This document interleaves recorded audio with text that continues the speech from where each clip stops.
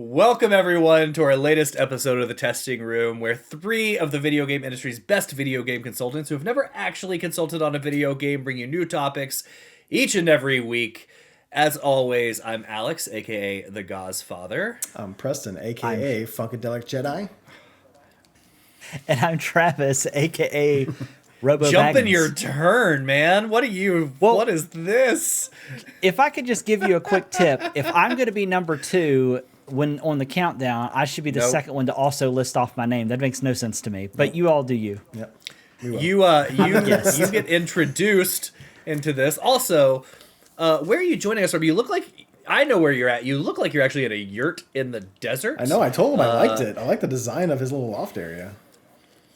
Yeah, yes. It looks a little sexual with the lighting and stuff. Oh, that's just mood lighting. Just because you're getting a chub looking at it doesn't mean everyone else thinks it's sexual.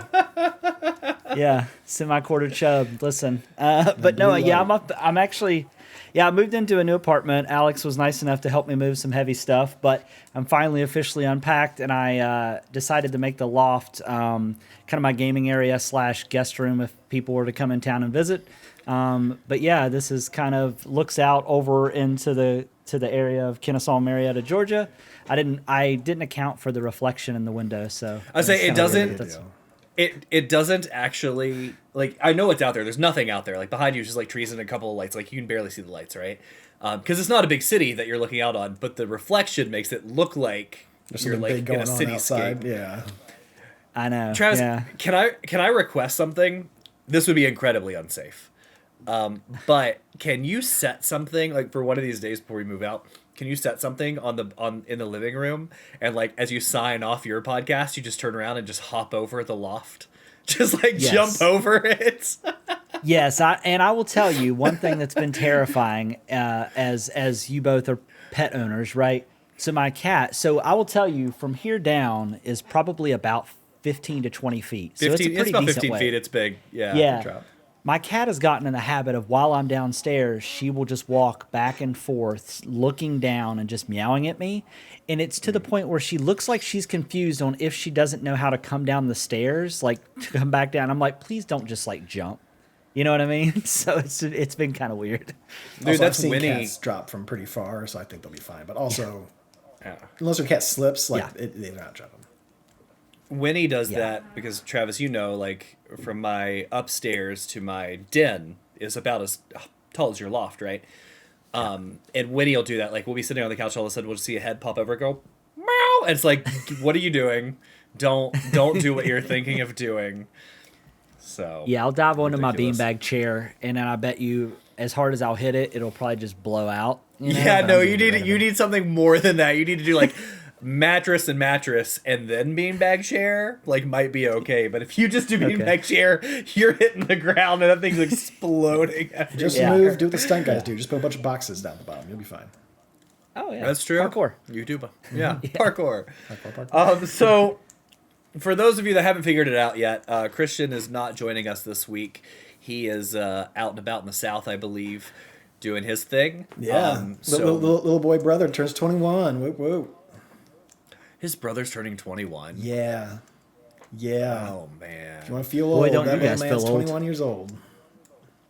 Yeah, that's brutal. Mm-hmm. Yeah. Like, I'm sure he feels it more than anyone else, so. Yeah. No, I'm sure he does too. So yes, we'll have Christian back later this week when we dive into our part number 2 of our book club. Yeah, part number 2 of Metal Gear Solid. Can't wait to talk about that. Like always, I may have gone 10 minutes longer into the next section by accident. It happens. By accident. And I ran into a section that frustrated me to no end, so I can't wait to talk about that episode 3. But join us later this week. Yeah, Christian will be back for that. And then the following week, Christian will be back to normal and we'll be able to talk about, Monster Hunter and his thoughts. I know he's beaten the story. Preston and I can talk about it tonight. We've beaten the story, quote unquote, right? So yeah, with that, Preston, let's visit the corner and see what's going on. Yeah, we got a couple of comments from last week's prologue, Handheld Thoughts. First one, or both of them come from, but the first one starts off with Jake. You guys were talking about roguelite and roguelike. and it made me realize that I think I've been using those terms interchangeably. So can you explain the difference to me? I'll be man enough to admit I did not know. And I know I could Google this, but it's for the engagement. Thank you, Jake. We appreciate that. Let me quickly answer that question by saying, no, I too have also just forever used them interchangeably. Well, I pulled up the actual definition of it, so we'll go into that. And I'm glad Christian's not here for this because he would just roll his eyes. I did just in case. If I'm gonna explain something to somebody, I want to make sure I have the real facts in front of me rather than just pull it out of my ass and then be completely wrong. Yeah. Like I was with the fucking light and color and mixing and shit. Yeah. So a roguelike with a K is a game in a genre where you start completely fresh each time you die, with no progression carried over between runs. So you go run, you do your thing, you come back, you go run, do it again. No progression between runs. So Hades would be a roguelike with a K. But don't you keep some things as far as like you get something unlocked through that? No? Okay. The only thing you would keep would be your weapon. I got you. Like Or whatever you unlocked as far as like what you can run through the next run, yeah. But your boons and stuff are new every time. While a roguelite, the T, game allows you to retain some form of progress, like unlocked abilities, character upgrades between runs, making it slightly less punishing than a roguelike. Roguelite is a lighter version. Also Hades? Yeah, that's what I was asking. So like, I'm not a big rogue person, if you will, as far as like or light. But that is essentially the definition. Roguelikes are no progression. Like you're just going through, doing the runs, having fun. While roguelite allows you to retain some of that progression. I'm sure some roguelikes do have some progression or like some things you obtain. Like if you want to talk about like maybe Christian's going to come into us next week and completely school us on how this actually is. But I mean, like you mentioned, like you go through, you play the run, you might get like, you know, hey, I unlocked the sword, I can go on my next run or something like that. But you're not like all those upgrades for health and power and speed and all that kind of shit. Those are all gone as soon as you start a new run with Hades. So Okay. as far as I'm aware, as far as my Google search is concerned, that is what the definitions are. And yeah, if I'm wrong, Christian will correct me next week. I'm sure Christian is going to come in here and have an opinion. So before he does, Jake, let me just tell you, I believe you can continue to use them interchangeably because based on what I just heard, they're the same. They're the same thing. Because no one else knows. They're the same thing. Nor do they care. We're not going to. All I'm saying is you're probably just sucking up to Jake at this point for all the wrongs that you've given him, Alex. Oh, no. Jake knows anytime he wants, he can verbally catch these hands. So, no, it's not that. I truly believe, like Christian, I'm sure Christian next week will come in and give like 3 examples of a game, right? He's probably listening 100%. to this. I'm sure he's going to listen to this too and just like roll his eyes. Like, yeah. He doesn't play him that much either. He's not a big fan of him. You sound just like him. Yeah, he has but played I do. But it doesn't matter. Based on that definition that Preston read, it does not matter. They're the same. They're the same thing interchangeably. Yeah, it's fine. Continuing on with that comment, also for Precious' question about other Castlevania games, these are my must plays. Dracula X, that's Richter's game. Happens before Symphony of the Night, extremely short. That one I probably do want to play. Super Castlevania 4, best of the classics, many people's favorites. Aria of Sorrow, which I mentioned. Great GBA game, same mechanics as Symphony of the Night. And then Order of Ecclesia. Combat is more magic focused. Shinoa is mommy.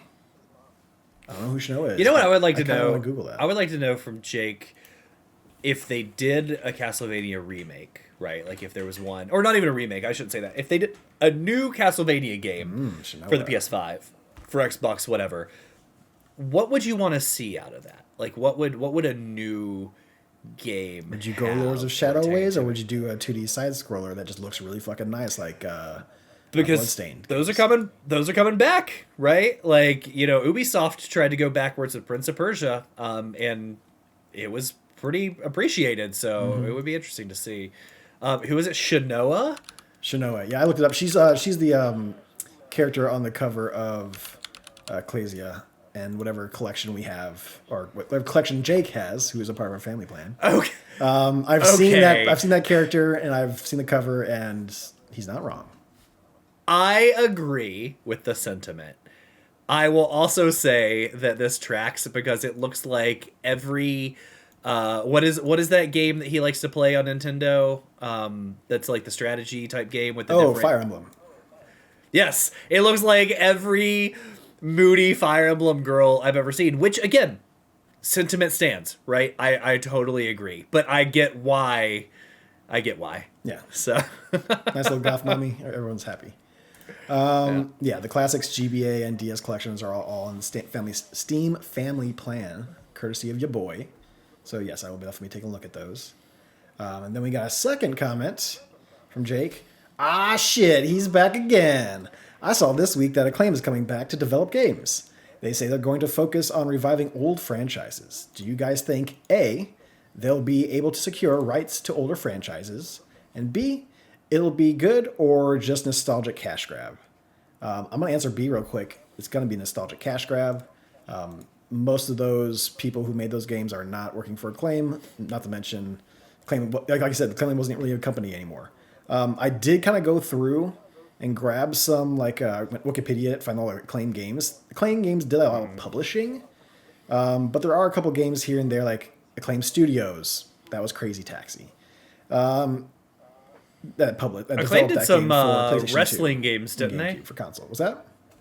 Didn't Acclaim do some WrestleMania? Not WrestleMania. Wrestling. There's some games. wrestling games, but a lot of them they're the label or like the publisher. They're not the developer. Okay. So like something like NBA Jam, they were the publisher. They weren't the person who made the game. So there's a lot of names I'm seeing pop up here, but not all of them are the studios. But there is one, I noticed that most of you guys might not know. We'll talk about it later in my week when I talk more about Redout 2. I'm a big fan of high-speed racing and sci-fi stuff. Extreme G is an older game that I loved back in the day. I played it through 64 and GameCube, but they're like a bike, like a hyper bike version of like a F-Zero kind of thing. You're not playing cars, you're doing like bikes, and they have some, I think, weapons in there as well, if I remember correctly. But yeah, Dave Mira Freestyle, I'm sure Jake would be really excited if they brought back Mary Kate and Ashley Crush Course. But there's a lot of games on here. But yeah, Burnout is a published game by Acclaim, but it was made by Criterion. So I would like to hear what games you think you would like back, Jake. But you guys as well, obviously. Yeah, so we actually talked about this on our podcast this week. You want to give you a little plugs? People know who the fuck you are and where you're do your podcast. Oh, I can say that for the end. That's fine. Yeah. So some of the WWF. They also did The Simpsons. They did an Alien game, Judge Dredd, Batman, Spider-Man, Wolverine, but also Theme Park, which I played a lot of. Burnout. Yeah, Turok.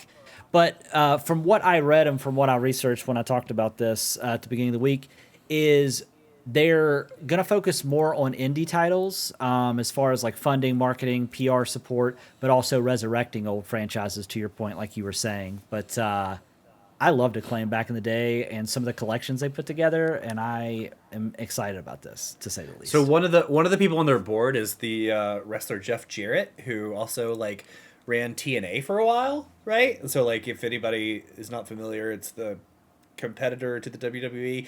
I'm ashamed that I know as much as I do for somebody that actually has not watched wrestling in probably 20 years. It does make me wonder if they will try and secure some of the old WrestleMania titles for that. Because 2K wrestling games are trash. They are, but they are a part of that. They have that franchise for that company, so they're gangbusters. They're still selling they would have to, but they wouldn't have the old stuff. So if you did an old school, you wouldn't have WrestleMania. But that's still the IP, right? WrestleMania is, but that's what I'm saying. If you could maybe, I don't know, where does WCW fall? Is that defunct, or does WWE hold that? I don't know. But for example, they published a lot of the old Mortal Kombat games, like the original ones, 1, 2, and stuff like that, to where it's. I would love to see NetherRealm get the fuck away from WB games and go to Acclaim and then just start just sail with that ship and just let WB crash and burn when it's doing it. I would love to see somebody revive a solid NBA Jam for like modern. Just keep it the same, the 2-on-2 and the art and the arcadey style, but like with modern players and other stuff. I'd be here for it. They did. Yeah.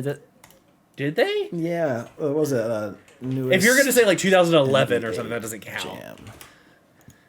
Well, and that's the thing. Is No, it there's was so like many different 2020, wrestling. PS3 and Xbox 360. Yeah. Yeah, and there's Oh, so many no. different wrestling leagues outside of just WWE. If they could get like A&E, Yeah. I would love to see them do Japanese wrestling. If they was to roll out with one of those, that would be awesome. Who? But yeah, so no, the I'm problem is with a lot of those, like AEW and NXT and stuff, they're all WWE, right? So like, there's the one direct competitor whose name I forget, which TNA, I guess, kind of turned it. Like TNA, I think is still a thing, but a lot of people left and went to that one, Yeah. right? That was a big competitor for a while. But a lot of the others are still like under the WWE brand, which is insane. I think it's funny Your we're talking New about Japan is wrestling. independent. You're right. Yeah. Like I said, it's embarrassing like how much knowledge I still have about that business for somebody that hasn't watched it in 2 decades. Yeah. So. Yeah, I'll tell you. Last thing I will say about wrestling though is some of my favorite wrestling games. Do you all remember the developer or publisher THQ? They had some of the best wrestling games. on 100%. 64. On No 64, Mercy? I had all of those games. Oh, they were so And- good. And I believe, Travis, I know you're as into preservation as I am, and we had a lot of games that were similar. A lot of those are still preserved from They are. the old stuff that I had on the And- Steam Deck, which is pretty cool. In case you weren't aware, we can utilize a software that's free called Parsec to allow us to play online multiplayer with those preserved games. So we should definitely check that out. Games, yeah. Okay, Yeah. Preston, the last NBA Jam game was 2010, so my 2011 joke was a guess and still very close. Yes, but they did try to do a revival, and it did not do well. I don't think, as far as like sales, at least. But keep in mind, I in don't remember 2010, our generation were all still young bucks that like were past the arcade timeline, but not quite to where we had money to buy stuff. Yeah. We're older now. Going to college. Where it's been 15 years later, man. For now, at least at this point in time, we can still afford stuff before inflation and tariffs are so high we can't afford anything. Couldn't So buy NBA let's- Jam. I I tried tried to buy to- that dime bag. I tried to look up who did the backyard wrestling games, thinking it was Eidos. I had no idea it was Eidos who did that game. Oh, okay, yeah. I looked at that list, so it would be interesting to see what they end up doing. It's just depending, like when it comes to the older I- franchises, like they got to find ones that will be cheap enough because it's obviously they're going to come back. So it's Yeah. how much money do they have to put towards those games? They'll probably try to go towards a couple of them, but like it's hard to tell which ones they consider like the Acclaim games. Like NBA Jam is definitely an Acclaim game. It was developed by them. Yeah. But you know, something like the Crazy Taxi, like it was that they made like a console version of it, but like you know it was. God, I'm blanking on the fucking Sega who made the Dreamcast version and like the arcade version. So it's just going to be curious to see what they want to try to get too. I'm fine with having another publisher out there. I just want someone to care, which is a funny thing to say, right? Like, if you're going to focus on older IP if you're going to focus on old IP and indie games, that's fine. Like, Annapurna has gone with the indie game model, but they're really successful because they're very smart and they actually put a lot of money behind the things they're doing. Devolver Digital, right, is like another one Devolver's great. that is really Yeah. smart at what they pick. But like, you can tell they're kind of hands off. They're smart about what they pick, and they believe in what they're promoting. So as long as Acclaim comes back out and has that same sort of business model and aren't going to try and use its name to There you just go. be like The name will help another them. big publisher, then I'm here for whatever they want to bring back. For sure. Okay. Yeah. So. Yeah. Those are the comments. All right. Thank you, Jake. Also, I just want to clarify, because I'm sure we'll get a comment on this. Jake knows that I love him dearly, and verbally catching these hands is we spar, and I don't actually mean that because I love Jake to death. Which, by the way, I got a birthday present from Jakey Poo. Oh. So here's a funny story. So my birthday was last weekend, and I believe my mom partnered with him and Allie to like figure out, like, I think she partnered with him to figure out like, hey, get me some comics, and he wasn't quite sure exactly what I had, so then he got with Allie and said, like, send me a photo of everything I have in the closet. Anyway, in the box that I got was like a happy birthday note. And I think it may have said like "Love Mom" or something. And it would be weird. From Jake. That's what I'm getting at, right? Did Jake write did Jake write the note? Because like I know he didn't like send that to my mom, and then she would write it. My mom is. I could see her randomly writing a note, sending it to him, and then having her put it in there. That would be odd, but I could see it done. So I will get down to this mystery, and I will let everyone know whether that was a heartfelt message handwritten by Jake or sent by my mom. I hope it's from Jake. And if so, I will just call him Mommy. Yeah, there you go. Like, that will be... Dungeon Mommy. When we do D&D. That's true. He is my dungeon mommy. So. But anyway, Jake, thank you for the comics. He sent me a couple of just individual comics, which I think those were more the poison ivy things we've been talking about recently. Oh, sure. Because Jenny Frison and stuff and David Nakayama have just killed some covers. Yeah. But then he did send me a few trades. And the thing I love about Jake's picks, so if you're ever wondering, like, I don't know where to get started, we've said it before, reach out to Jake, and if you're in St. Louis, check out a shop because he gives incredible recommendations. Yep. But like, there's a Snot Girl in there. Snot Girl's I know it, but I've never read it. There was Uncanny X-Men in there. There was another fantasy one whose name I'm kind of blanking on now that looked really good too. So I'm excited just to kind of dive into. Did you get the new Uncanny run? Is he giving you the new ones or older ones? That's a great question. It was nice and wrapped, and I did not open it because I've been traveling all week. I just got home last night. I know that those guys have liked the new run of X-Men, and they really like the Uncanny version. So it's really good. Yeah, it's big. I'm excited to check it out. So yeah, I'll report back to you on that. Sure. But he gives the best recommendations. I think I said this too when I cut my hand open last year and I couldn't play video games. He sent me a care package with a bunch of trades from like East to West and some other things that were great too. So I think that was like die, like the 20-sided die. Sent me one of those then too. And yeah, I need to get with him. I have a whole tote of comics I'm looking to get rid of, and Alex has helped me lift this tote, and it is not light. So I need to catalog them and send that list over to him because I have some stuff dating all the way back to the 70s. Oh, there you go. Yeah, he'll definitely probably take a look at them. I'm sure he's super excited. I'm over here saying like, hey, go to Jake for your business and buy stuff, and Travis is like, yeah, I'm going to create work for you. I'm going to create work for you to do. Yeah. That must be why I've had a pending Instagram friend request for like over a year from him. So if you're listening and you see my face and it's been pending, you know why. So that's probably why he hasn't accepted it. Oh, amazing. I leave people unread all the time, dude. All the time. That's my life.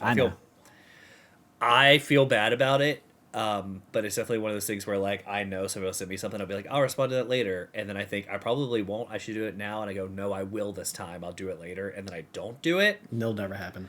Yeah. Never happen. No. Whatever. Anyway, so with that, let's get on track here and talk about our weeks. Yeah. Travis, you are the guest. You can go first. Do you want to start? Oh yeah, for sure. What have you been playing? So I've been playing Monster Hunter. I'm about 5 hours into Monster Hunter Wilds. This is my first. I mean, I've attempted to play Monster Hunters in the past, but this is the first one that has stuck and that I'm actually playing through. I am at the.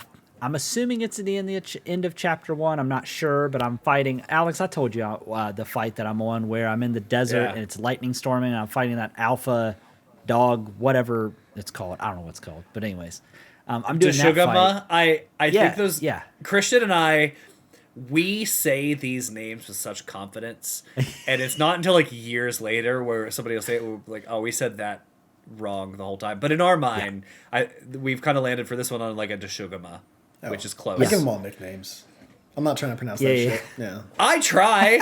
I try to go, and I looked at it today because I saw it out and about when I was playing, and I think it's close to Deshugama. Like, it's possible they pronounce it differently, but it's, You're only talking to us. Yeah. Who got to tell you one way or another? Yeah, so I've been playing that. I've really been enjoying that. I have been playing because I plan on, I'm getting through the campaign first, at least the first 3 chapters, so I can play with you boys. But I'm doing the hunting horn, which is pretty interesting. So that's been pretty fun. And then I've also tried Avowed.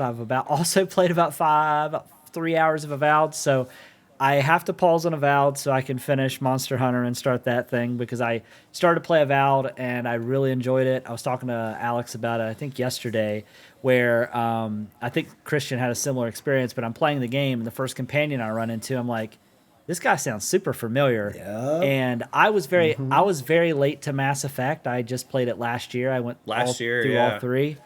And lo and behold, it was Garrus. And I was like, if anything happens to this character or I can't carry him through the whole game, I will riot. Sharkman. Because Garrett... Oh, yeah, for sure. With you playing Avowed, like, I know we've talked about it, and Christian and I have talked about it as well. Is it, like, as long as, like, a Skyrim-type game? Is there that much exploration and everything, or is it tighter? With open spaces, but it's linear. It is linear, but... It is more linear. Like, it is very easy to find out where you're going, but I've spent a ton of time just exploring. Now, I mean, it does have a lot of hidden caves and secrets and all that type of stuff, but I'll be honest, like, I'm in the first town that you get to after the opening, and so far it's really good. I like the talent trees because you're not kind of stuck to one class. You can blend and mix classes together, which is pretty cool. There for a while, I was rocking like a pistol in one hand and a wand in the other, and now I have a book in one and a wand in the other. I know, it didn't last very long, but so I've really been enjoying that. I also like the dialogue and the consequences, all that type of stuff, because I did like Outer Worlds, and Obsidian does good work. But I did not expect to enjoy this game as much as I have. Because I've been kind of trying to find something Skyrim-like, and this is like Skyrim if it had better combat, I would say. But those games aren't really known for great combat anyways. But and then outside of that, I have been watching Severance, which I won't get into any details about that, but that's been really good. I've also been watching I don't know if you all have seen St. Dennis, which is from the writers of The Office. It's on NBC. It's been pretty funny. I have not seen that. Yeah, it's pretty funny. It has the cast is good. It has the girl from the first season of Fargo in it that plays the sheriff, and it also has David Allen Greer or Green. He was in In Living Color, but he plays probably my favorite character. And if you watch Superstore, which I don't know if you all watched. It also has the guy that played the pharmacist in that is also in it as a doctor, but it's really good. It's funny. And then I started the new season of, you guys probably don't watch Reacher, but I started the new season of Reacher. And outside of that, and I also started, because I was listening to your all's episode, Preston, you were talking about buying Castlevania, the Netflix series or whatever. So I thought to myself, I haven't actually watched that. So I started to watch that because I've not really watched much anime. Hey, there he is. So I started Castlevania, and it's been really good so far. The art style, the music, just everything about it's really good so far. I'm only like 3 episodes in, but it's already been very good. So. Yeah, the first season's only first season's. Yeah, it's like 4 or 5. I think it's 4 because I actually. Yeah. So when you say that, I actually watched it this week as well, just because I was traveling and doing other stuff, and I was like, I need something to put on in the background, and that's what I put on. It's good. Yeah, and I have downloaded. Got a review copy of Split Fiction, but haven't played it yet because I'm waiting for my girlfriend to come over Saturday, and we're going to try to play it together. Yeah, and I think Alex was possibly planning on picking it up. I don't know if he did or not. I think I'm going to pick it up this week, this weekend. It's gotten good reviews. It's getting great. Man, a score. Alex got that league. Two games for me have come out our fantasy league so far. For me personally, I think among the lowest. Both have scored 20 points. Got Monster Hunter. I got Split Fiction. I'm riding high right now, baby. Yeah. I was going to say, only down from here, right? He'll stay there for 6 months, and then he'll start going down once the other games start coming out. That's what's happened the last 2 years. Yeah. I've already had one game that was pushed back to 2026. That was Fable. So Fable kind of fucked me. But we'll see. Honestly, I'll tell you this. My breaking point, I feel it. My breaking point is coming at the end of the month, because I have a strong lineup. But at the end of the month, I have Shadows coming out, and if Assassin's Creed does better than we think, because of like even with all the controversy, I'm golden. Like I'm to the moon.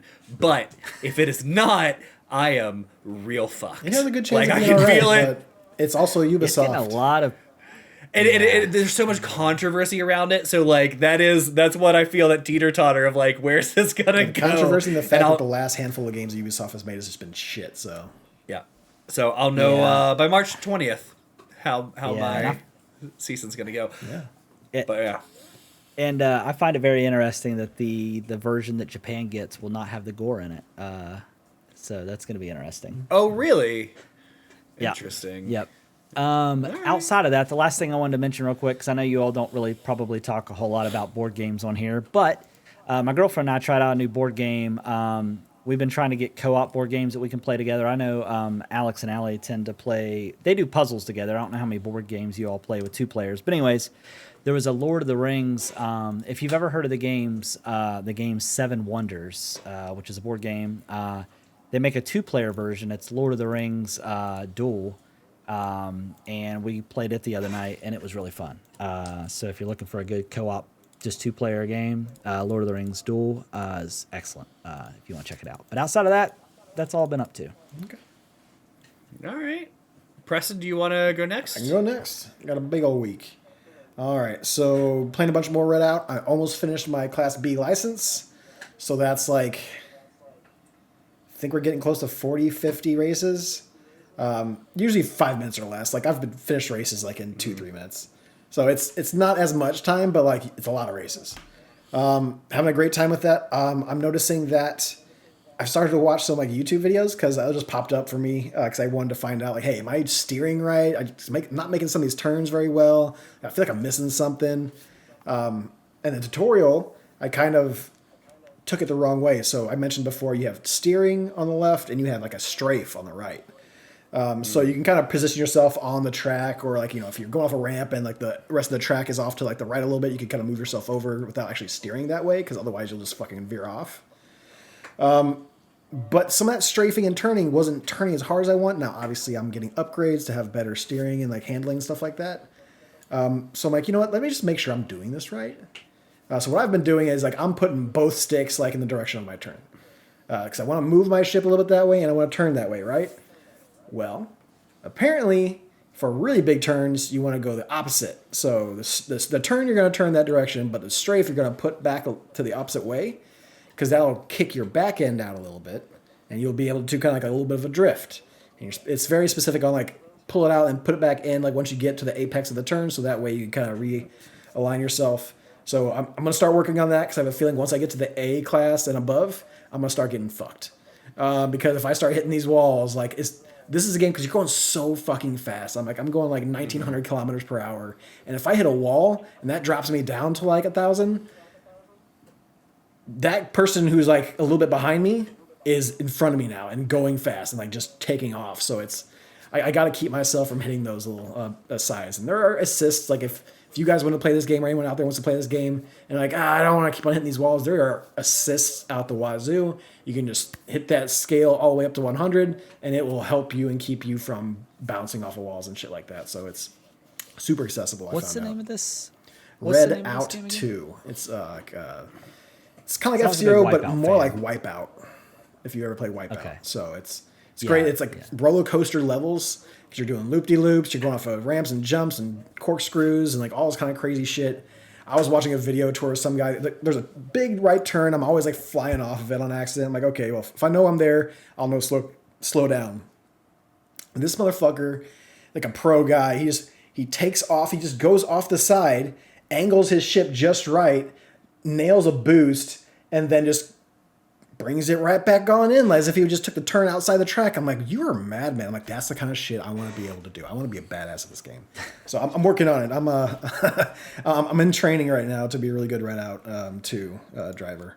as a fellow pro gamer, but in Space Marine too, Yeah. I appreciate that. Yeah. I say go for it, Yeah. Preston. So I'm very excited because I can skip to the Class A now if I just go, because you unlock some courses and tracks as you're progressing through that B license. But once you get, I think, about 3/4 of the way through, it unlocks like the license certificate or whatever you want to call it, the very last track or like circuit, if you will. I have a couple. I haven't touched it yet, so I might have a couple races in there.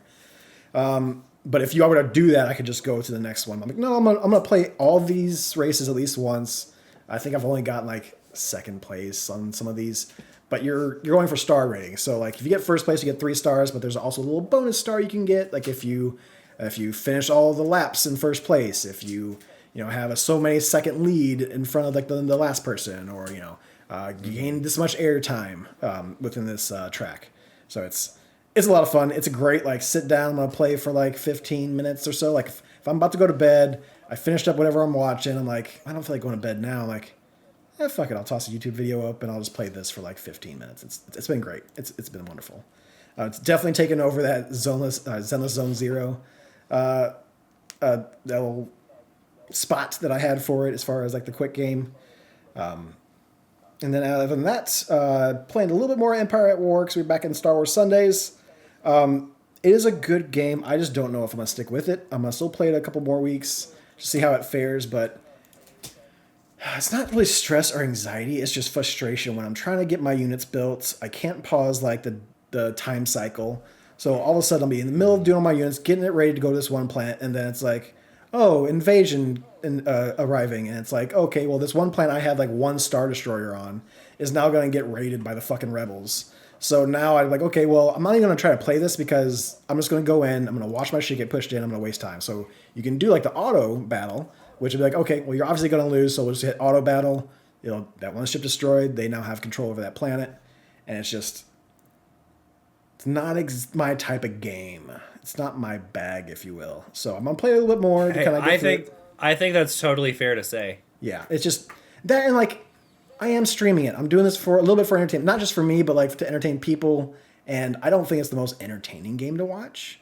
It's kind of slow. It's strategy. It's RTS kind of deal. So it's not as exciting. I think I'm gonna try to get to where we get the Death Star and kind of see what that's all about. And then after I finish that up, I might just walk away from it. So we'll see. Check me out, twitch.tv/testingroomlive on Sundays. I'm trying to start around 8:30 in the morning now to get a little extra time to play. Yeah, it's still going on. I might be also shelving Crisis Core Reunion, Final Fantasy VII. Interesting. How come? It's the story fucking sucks, man. Like, I'm getting little bits of lore pieces here and there, but like overall, It's just really bad writing. I'm not a big fan. Like, this is like ruining my thoughts of Zack as far as, because like just how horribly he is written and how it goes in. Sure. I stopped playing for like a couple of days. And like, I'm not gonna play this anymore. And then I think it was like earlier today, in the middle of the day, I'm like, I don't really feel like playing Red Out right now. I'm like, you know what? Let's just load up Crisis Core. Let's just go through whatever we need to go through now. Load my save up and just see if I can get through it. So I started battling some bosses. I'm getting some story beats that I don't hate.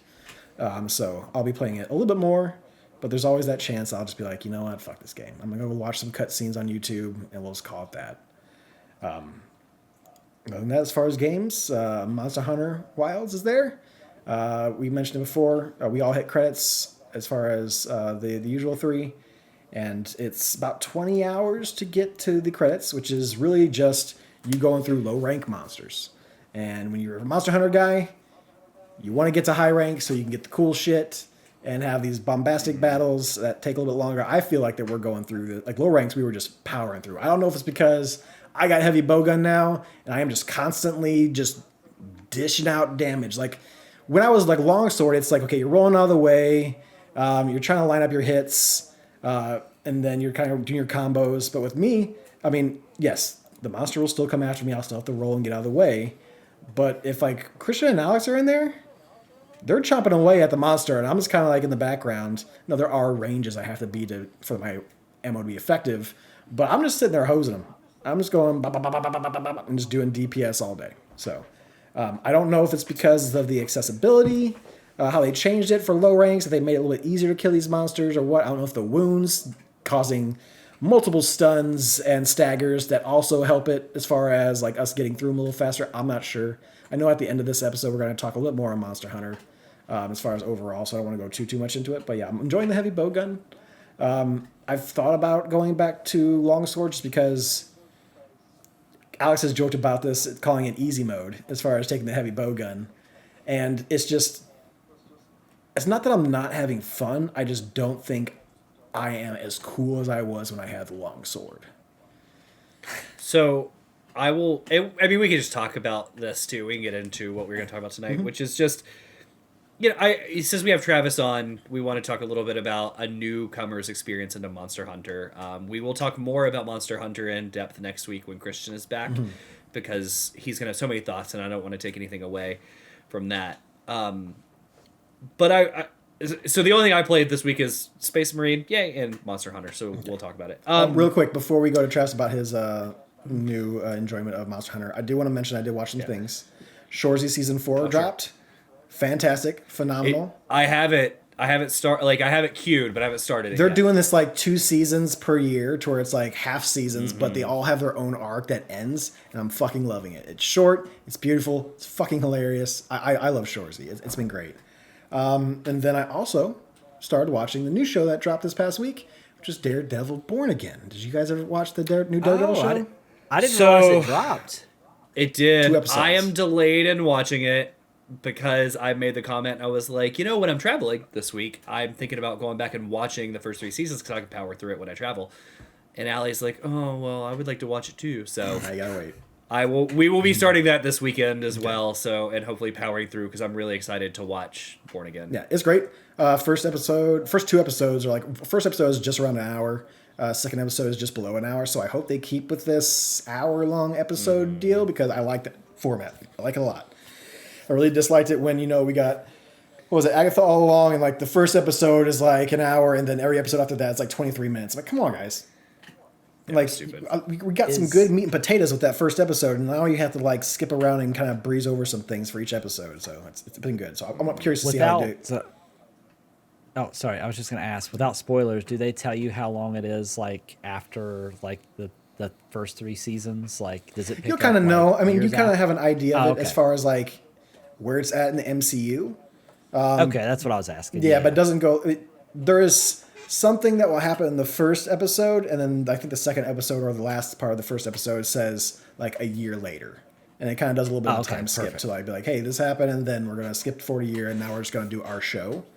Okay, cool. The one thing I really did like about it is that at first when they were doing this show, it was just Charlie Cox and D'Onofrio coming back, and they did reshoots where they got the other 2 characters, like the 2 people who work with her, like Karen, I forget her name. Foggy and Karen. Yeah, and then Foggy came back. So they got some reshoots with them in that kind of put in there, and I feel it makes it feel a lot better just because it's not ignoring what happened with those Netflix shows. It's like Disney is putting their Netflix shows in the MCU timeline playlist.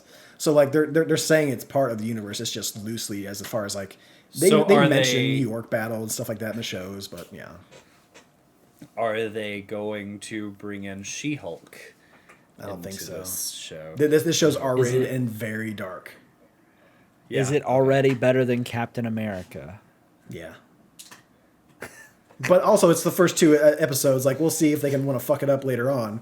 But yeah, I mean, you've heard how I feel about Captain America. It was very meh, very meh.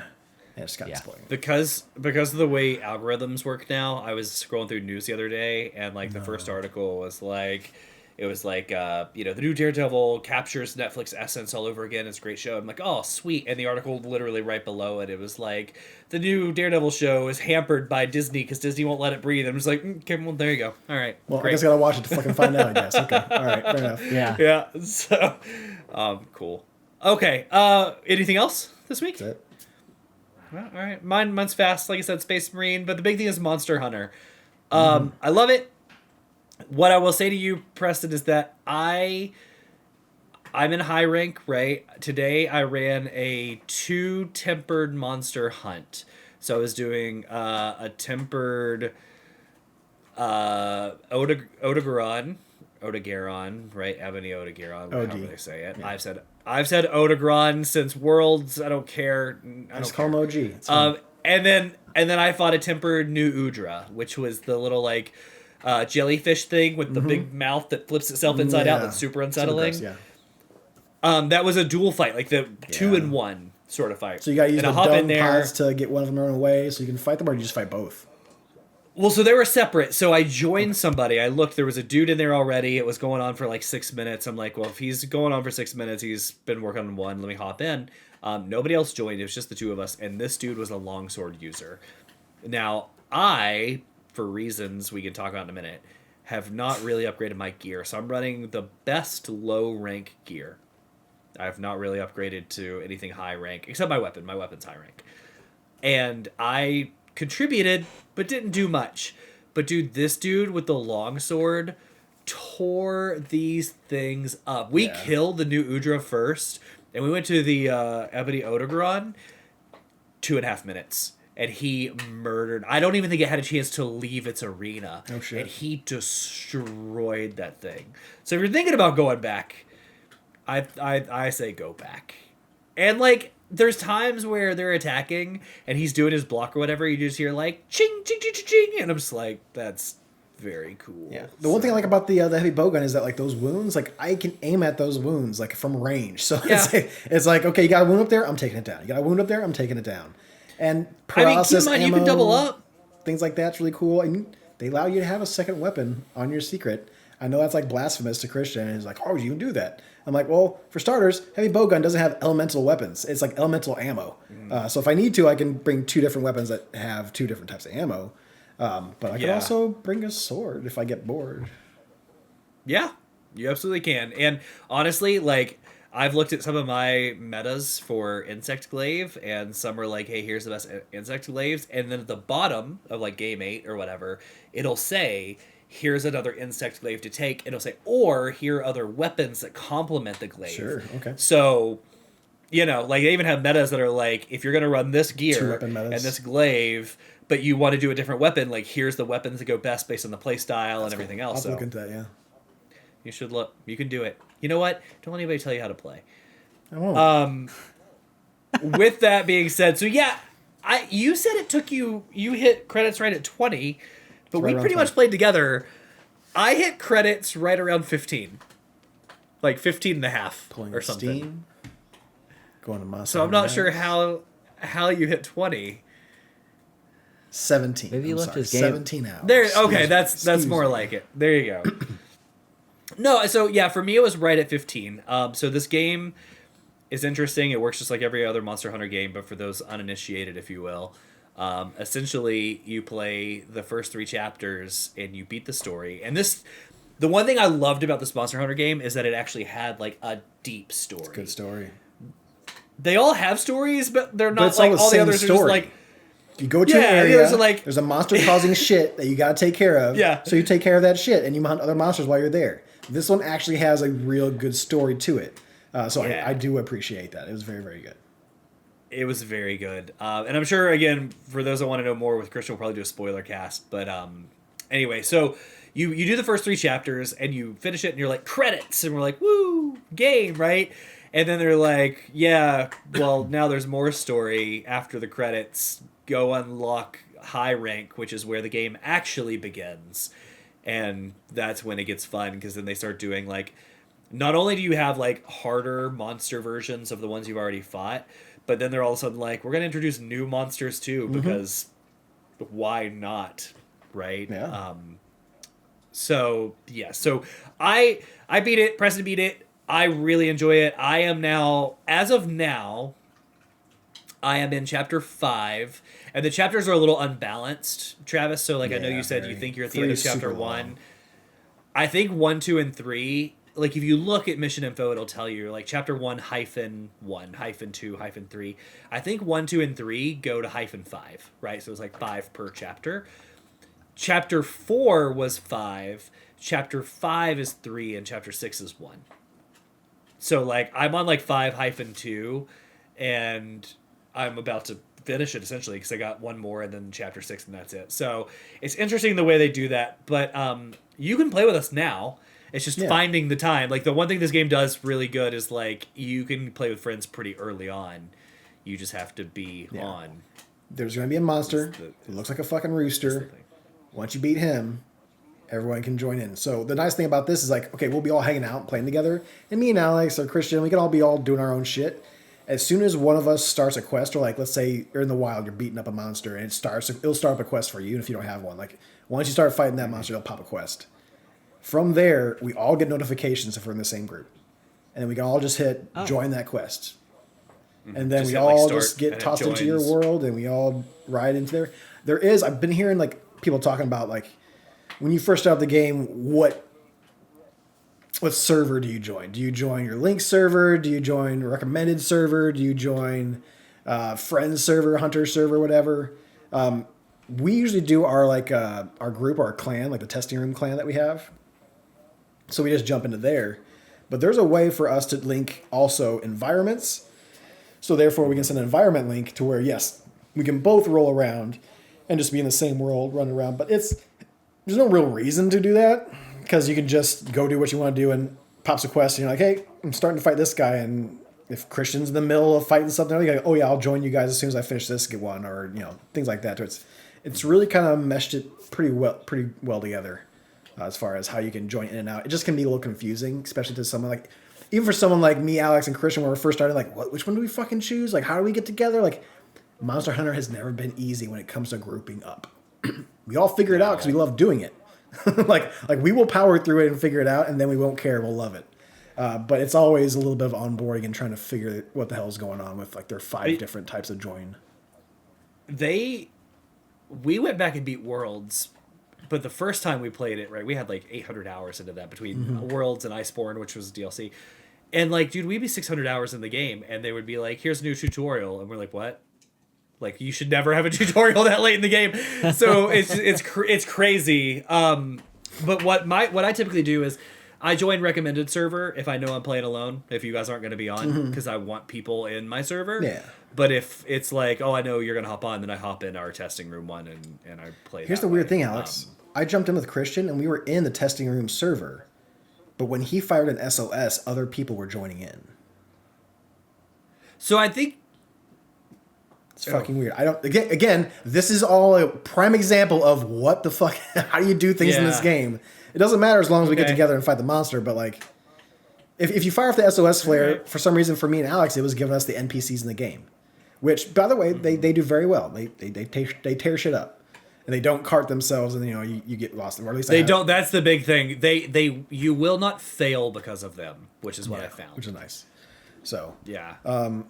But yeah, it's just weird how it goes. I mean, we'll figure it out. I mean, we're only 17 hours into it. We got another, 80 hours before we get to our halfway mark of our usual turnaround time. So we'll figure it out. You're only 17 hours into it. I am currently in 5.2, capped at my level, which is Hunter rank 40. I am so far beyond 40. Like, as soon as it opens up, I know it's going to jump me up, because I've been fighting monsters, like the 2 that I was telling you, the Tempered. I was at 40 when I fought them, so it's like, congratulations, your Hunter rank is 40. It's like, no, it's not. Just wait. Yeah. Just wait till I open that bad boy up. I'd have to look. Actually, I could probably tell you.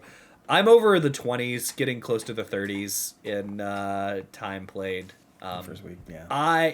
29 hours there you go. Is what 30. I'm at. Yeah. So I like it. That all being said, it does still have some problems. I mean, it's a launch of a game. Like, I don't think any of these Monster Hunter games have launched very well when it comes to some of this stuff, but, like, textures were popping in really badly, just the way they streamed the textures in. Like, when I was first playing, I think the last update helped that, but it just seemed to me. Yeah. It just. I don't know if it helped it, because I was in one today and it was like 30 seconds popping in, and then all the textures were like, poof. It would pop every time I hit a cutscene, or like anytime, like, you go out hunt your battle, and then, like, it teleports you to your camp or whatever. Every time it would do that, everything is base textures. So everything looks really bad. The skin texture looks bad. Like, you can't even see the eyes very well. All, like, the tents and rocks and shit that's, like, super fuzzy and bad. And then give it 5 seconds, like, boom, textures. I'm like, oh shit. There was one time we were fighting one monster. The textures didn't pop in at all for me.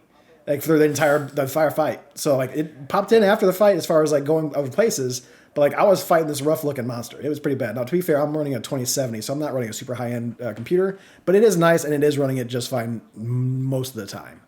I got into one today and it was night, like in the deserty area. And I jumped in like to this guy's fight and I'm like, what the fuck is wrong with like what? Like, is there an environment thing I don't know about? And once I jumped off the ledge, all of a sudden all the textures just exploded in. I was like, oh, okay, that's why nothing was loaded. And little tips and tricks for you, Travis. The defaults for a lot of things are kind of shitty. So if you're like me and Alex, you'll want to turn off the mini-map rotation off. You want to turn off the overworld map rotation off. Yeah, I did that. You want to turn off the auto, the pure auto run for your secret, your little mount. So that way it's not always just running off trying to do shit as soon as you get on top of it. So there's a lot of small things you might want to tweak here and there. Go look up a YouTube video on like what you should do when you first get into it if anyone else out there is curious. But there's a lot of small things that you might want to kind of tweak and kind of go through with. High-level textures are not even the default on high settings. Like there's high textures, but there's like high texture packed where you can get in and get real nice textures going in. You see a lot of people out there going like, the textures look like shit. Like, yeah, because you have to go in and choose to download the new texture pack. That's why the download is so small. If you want the bigger download, you can get the nicer textures and put that in there. But you have to. And if you're not sure how to find that person and talk to them and figure out it's under the DLC to download it, unless you're just on the story, you're not going to know. You're never going to know. So you're just going to assume it looks bad. It's the support cat, I assume. Is it the support cat you have to talk to? It is. It is the support palico, yeah. So with that being said, Travis, I love this game. Preston loves it as well. We had a fun time going through the story together. I had a lot of fun, actually, going through the story, Preston and I. A lot of fun. So, as a new player, and I know you're not super far into it, but what I want to know, like, people are talking about how this is the most accessible Monster Hunter ever, right? It's, like, easy for new people to come into, and I just want the perspective of somebody that's new. Like, how are you actually feeling about this game? Because you bought it essentially just based on us talking about it, right? You had never played it. Played it Correct. At all. It's that FOMO. Correct, yes. Okay. I played a little bit of Worlds because you gifted it to me on Steam. So I played a little bit of it, but I just couldn't really get into it. However, this game, what I will say, I feel like the combat and navigation for me feels different in this game. I think they do a better job to me, like telling you where you need to go and who you need to talk to and stuff like that. I felt like I struggled a little bit more in World, like figuring out where I need to go, what I need to do. But here, like everything is clearly marked out with markers and things on the ground, and like they make it much easier for me to find out where I got to go and what I'm supposed to be doing. There's not really ever been a point so far in this game where I'm like stuck just trying to figure out where I got to go, whereas before I was struggling a little bit with that. With that being said, the one thing that I don't think is super accessible is a lot of the button holds and combinations to get different menus and stuff to pop up. I find that I sometimes struggle with. The UI is horrible. Yeah, the UI is the thing. Trying to get potions or like, because there's also, you got your normal item bar, but then you also have the quick select bar. So like, which one is which? And it's kind of just in the middle of the fucking screen. It's like, it's like looking at Final Fantasy 14 before you move your fucking UI around for yourself. It's like, this is fucking everywhere. For somebody that's new, what do you use? Because so like what Preston was just saying, for those that don't know, that you can hold one button and it brings up essentially a radial menu. So it's just like you move your joystick and say left or right. Or the other option is hold L1 and then you go in a bar. You hold L1 and you hit X or B to move left or right through possibly 20 different items. That's what I am using. I have not found the radial wheel yet. Hey, that's what I used to. I just use the bar. Christian does not understand it. He uses the radial. I use the bar. Preston uses the bar. The radial I use. So essentially, what is it? You're holding L1, right? It's one of the bumpers, and that pulls it up. And it's in the bottom right, and you're like scrolling from side to side, and then you hit radial square to activate whatever. Well, square for me. The radial is either R1 or R3. I think it's R is. No, it's either R1 or it's the same. It's L, but you use as soon as you touch the joystick, it does it. I forget. I could tell you instantly if we were playing, but I don't have the controller in my hand. But like, so I use the radial for a couple of different things. It's got to be L. It's got to be L, and you go up. So, your whetstone, so sharpening your weapon, is the radial. Pull up the That's true. Pull up radial and go up, like straight up, and I can sharpen. And then the radial has 4 tabs. So then you do radial left up, right, like left up, right down, whatever. Radial and right for me is communication. So then it opens a whole nother menu, which is like thumbs up, thumbs down, shouts, whatever, like I want to say. And then down, I think, is all of my trap stuff to where I can craft in the moment. So I use both, but yeah, I use both. I split. It's asinine. It is asinine. So with that being said, navigation and combat I find is much more accessible. However, navigating and the your menus hunting and horn stuff, user. Yes. And I even find that to be fine because it clearly like shows up in the top right, like these are the tunes you need to play, and then you hit R1 to activate those. Like that is fine to me. Historically, that's hard. Yeah. But it's a tough one but what I will say is when you upgrade new weapons, you get new you get new things that you can play. So it's not like I mean, obviously you typically will stick with a weapon for a while before you upgrade, but like then you kind of have to relearn new ones when you get a new weapon. But that I don't find to be hard. But yes, the menus and all that type of stuff is a thing I'm struggling with. And I haven't even I haven't really played with anyone yet, so I'm looking forward to when that happens. But overall, yeah, I mean, the story I've connected with so far, like I really like the story to this.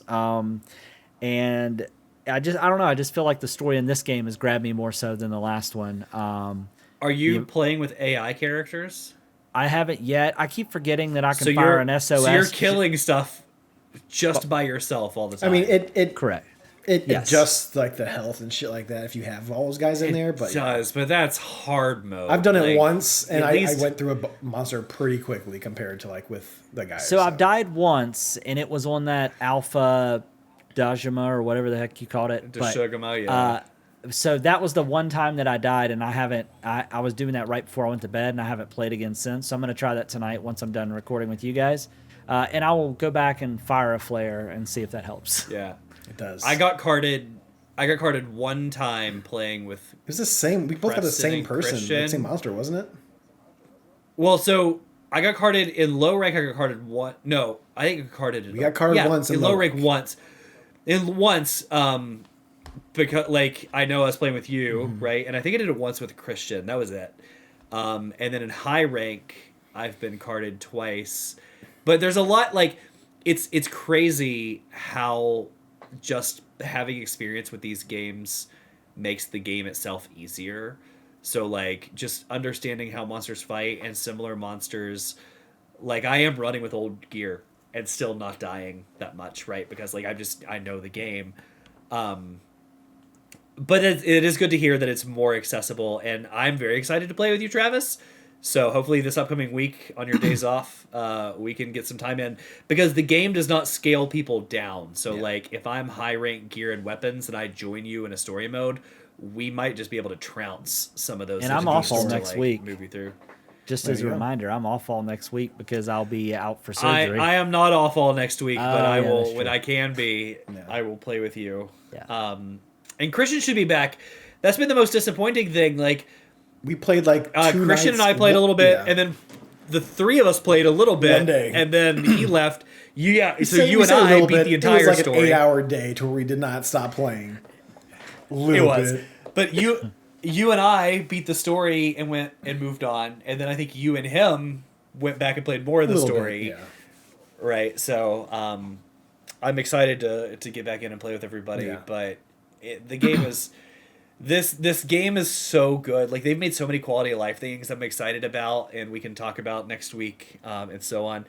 Travis, let me ask you this, because you're playing Hunting Horn in this game, and you play Bard a little bit in Final Fantasy XIV, right? Which is the better musical experience? Well, because I actually have to play the tunes in Monster Hunter, whereas it's all automated with software on Final Fantasy, I will say production-wise, Final Fantasy, because you can take real songs, put them in, and they play them. But with that being said, the fact that you can use musical abilities to give buffs and do damage is pretty dope. I'm not going to lie. Cool. Yeah. We were running around in one of the Final Fantasy 14 areas one day when Travis like leveled up his bard, figured out what he could do. And he's like, wait, hold on. He'd run over there and like all of a sudden he started playing like In the Heat of the Night or something random. Does it do the song for you too? Yeah. Oh, so he can play it for everyone. So like when he plays it, everybody hears it. Cool. Which is, dude, it depends on how deep you want to get into. You should be happy that I'm not songs bard on there playing too. like Tool songs and 90s butt rock the entire time. Dude, people will sit in Limsa Laminsa in the Hub City and just like play music, right? But like also stuff that we've never done, even for the roleplay servers, you'll see announcements like in chat, like hop into the XYZ roleplay server tonight, free concert at blah blah blah party where people pay like fake money, right, to get into these parties where bards will be playing like full blown concerts. To a musician in Star Wars Galaxies, where I would hang out in the cantina while those guys did raids, and I would just be playing music for them. Yes, same. Because like Travis, you can download like sheet music, right, and just put it in the software, and it just plays whatever you want. Yeah, I have a whole list, and you can literally take a playlist, hit start, and you'll stand in town, and as you finish one song, it will automatically go into the other. So you can literally create your own custom set. Pretty cool. Yeah. Preston Not will just gonna have get the me back into entire 14 Tool though. discography. We're trying. One of these days, we'll do it. Keep trying. Doesn't hurt. All right. Well, hey. So, everybody, as I said, don't forget to tune in later this week when we will dive into our second part of the book club. Christian will be back for that to walk us through Metal Gear Solid. And, how long did that section take you, Preston? About the same time as the last one. Maybe a little longer. About the same? Maybe a little bit longer, but not Hour and a half? a lot longer. Yeah, not bad. So, Travis, again, thank you for hanging out with us. Since you big timed us earlier and didn't give a plug when we gave you an opportunity, you want to tell people? Oh, no, I appreciate it as always. Yes. So I do a podcast called Nerds with Mics. I do it with my friend Justin and Jared. We typically are on weekly releases on usually on Tuesdays. But yeah, we do YouTube and audio format as well. We're looking to try to get back into doing some live streaming, but more to come on that. But yeah, appreciate it. It's always a good time being on here with you. And you said your friend singular, so which one of them is your friend and which one isn't? I'll leave that up for them to figure out once I have them listen to this YouTube. episode. You can tell. Yeah. That's right. That's exactly right. I know who it is. All right. Well, thank you for coming on and filling in for Christian this week. For sure. We do appreciate it greatly. Preston, anything before we head out of here? Nope. Don't forget, check us out, twitch.tv/Testing Room Live. Star Wars Sundays in the morning around 8:30 Central Standard Time. And we'll see how long we play Empire at War. Bam. All right. And with that, everybody, thanks for hanging out. Preston, you know what to do. Hit it. Thank you for listening to another episode of The Testing Room. To catch up on past episodes or check out the newest ones when they drop, follow us on Apple Podcasts, Spotify, or wherever you get your favorite podcasts. If watching is more your thing, check out youtube.com/thetestingroom or Twitch TV/testingroompod. To leave comments and ask questions, follow us on Instagram @testingroompod and email us at testingroompod@gmail.com. See you next time.